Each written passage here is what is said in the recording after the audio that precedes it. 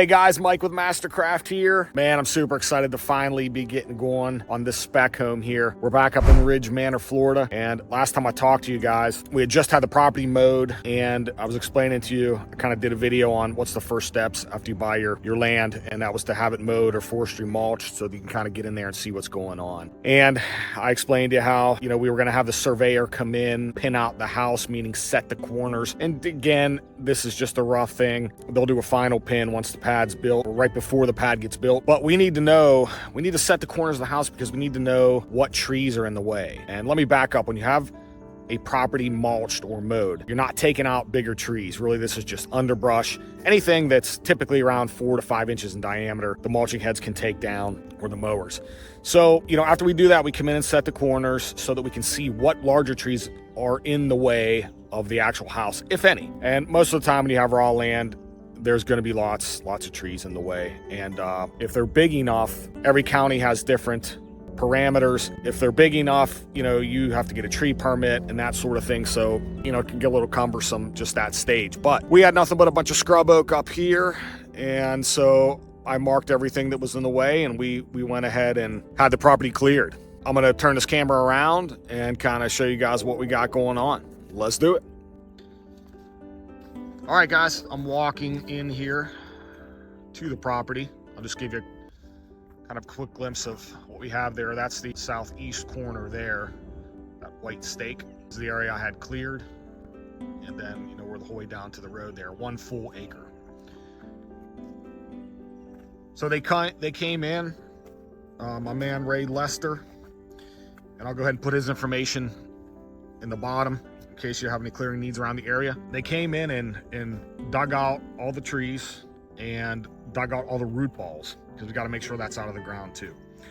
These corners are going to be our home, which is roughly, you can see the back corner there. You see it back there, back right, front right.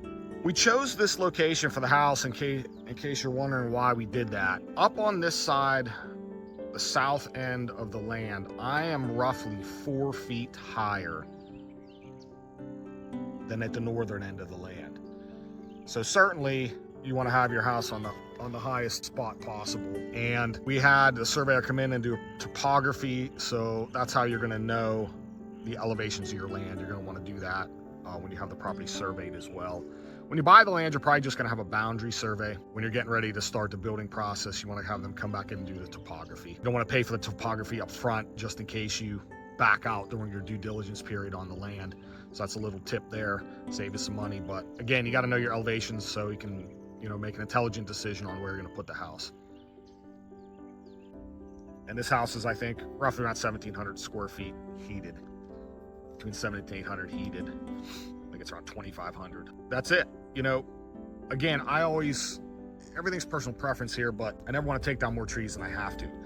But let me talk about a couple things you do need to consider when you're having it cleared, because last thing you want to do is have these guys have to come back out. It gets expensive. And here we're going to have a well and a septic.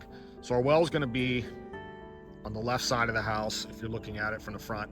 So I made sure that we had this area cleared over here so that we can get the equipment in here and get the septic tank put in.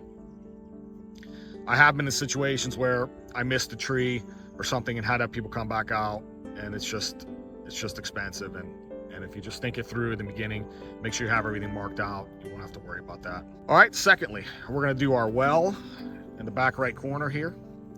And you got to make sure that they can get their equipment in. So you might say, well, I'm going to have my well back here, but I only cleared 10 feet on the side of the house. Well, they can't get their equipment back here.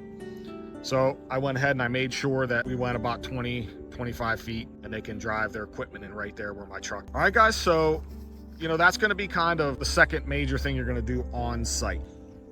All right, guys. So there you have it. Clearing the land for your house. I did a video, just put it up on the channel, 6 must-knows before you buy land, because it's real tough to do video on every little piece of these projects. They're very long and cumbersome, and there's lots to do, but I'll try to cover as much as I can. But, obviously you need to buy your land. Some people might say, well, I don't even know how to buy a piece of property. How could I even get to the clearing part?